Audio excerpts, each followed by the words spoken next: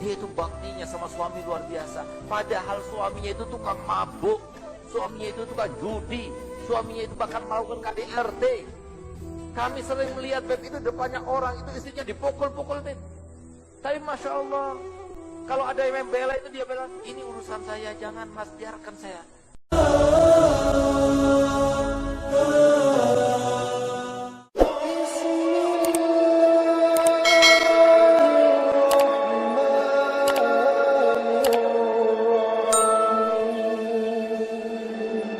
Thank you to everyone for watching this video. Menyuruh ibu-ibu bakti sama suami itu siapa?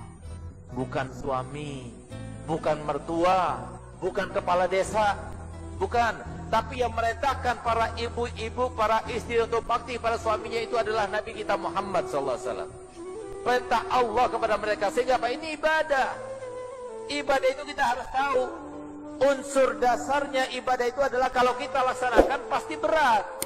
Karena apa? Kita ada hawa nafsu, kita ada setan. Kalau kita nggak berjuang, kita nggak bakal bisa melaksanakan ibadah. Sama, bakti sama suami itu juga seperti itu. Oleh karenanya Bu, camkan baik-baik dalam Islam itu kalau orang laki ini, dari mulai dia lahir, sampai dia dewasa, sampai dia kawin, sampai dia punya anak, sampai dia punya cucu, tetap hak yang paling besar adalah haknya Allah. Lalu haknya Rasulullah, lalu ketiga, keempat, kelima, keenam, ke-30 itu adalah haknya orang tua. Tapi kalau perempuan tidak. Perempuan yang pertama hak yang paling besar adalah haknya Allah. Yang kedua haknya Rasulullah. Yang ketiga haknya suami. Keempat suami, 10 suami, 20 suami, 30 suami, baru 31 adalah orang tua. Siapa yang memerintahkan itu? Rasulullah. Ada satu orang perempuan sahabat Nabi datang kepada Nabi Muhammad.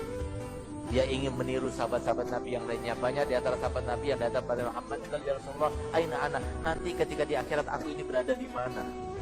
Maka Nabi SAW menjawab, anta ma'i fil jannah, kamu di surga. Banyak itu sahabat seperti itu.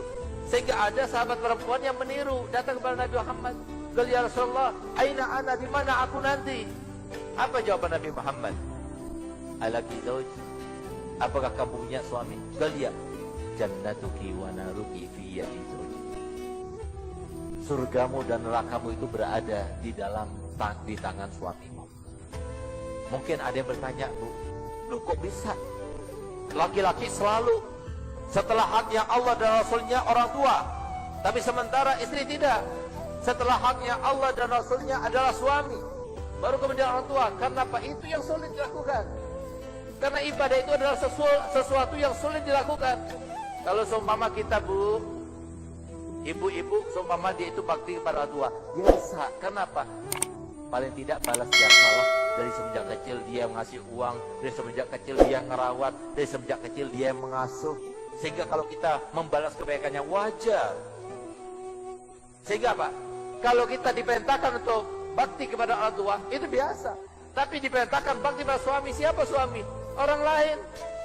Bisa jadi tetangga, bisa jadi orang jauh. Bukan ada apa-apanya, hanya mengatakan gabiltu nikaha wa tazwijaha bil mahril mazkur. Langsung kalau keluar harus minta izin.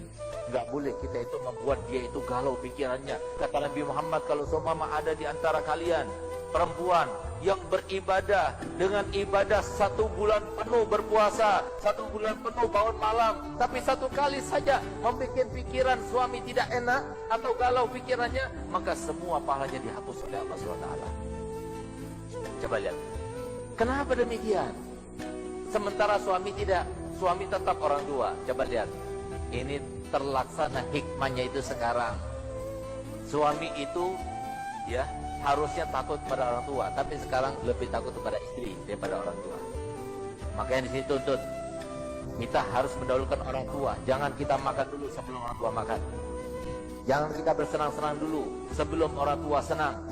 Jangan kita meletakkan uang di istri sehingga kita tidak bisa. Di mana ada seorang wanita yang sudah meninggal selama 30 tahun, tapi ketika digali ternyata jasadnya masih utuh, bahkan kafannya masih putih bersih. Kafannya pun dijaga oleh Allah Ta'ala. Apa yang terjadi?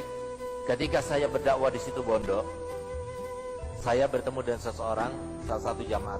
Antum lihat,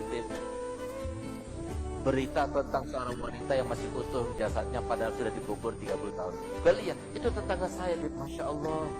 Bagaimana kerjaannya, kok dia itu dimuliakan Allah Ta'ala sampai badannya itu masih utuh. Apa kata beliau? Beb kami, Beb, di kampung Beb laki-lakinya itu nggak ada satupun di antara kami kecuali kami merasa iri pada suaminya. Kenapa? Solihahnya luar biasa, Beb. Dia itu baktinya sama suami luar biasa. Padahal suaminya itu tukang mabuk, suaminya itu tukang judi, suaminya itu bahkan melakukan KDRT. Kami sering melihat Beb itu depannya orang itu istrinya dipukul-pukul, Beb. Tapi Masya Allah, kalau ada yang membela itu dia bilang, ini urusan saya, jangan mas, biarkan saya. Itu dia tempel, malah dia itu minta mengatakan pada suaminya, ampun, ampun suamiku. Masya Allah, coba lihat di sini. Lihat bagaimana balasan Allah, biar kita paham. Yang berkecamuk, yang berkuasa, yang bertindak, yang memberikan sebuah ketentuan bukanlah manusia, tapi Allah SWT. Jangan lupa klik subscribe, like, dan lonceng notifikasi untuk mendukung channel ini agar terus menyiarkan syiar Islam.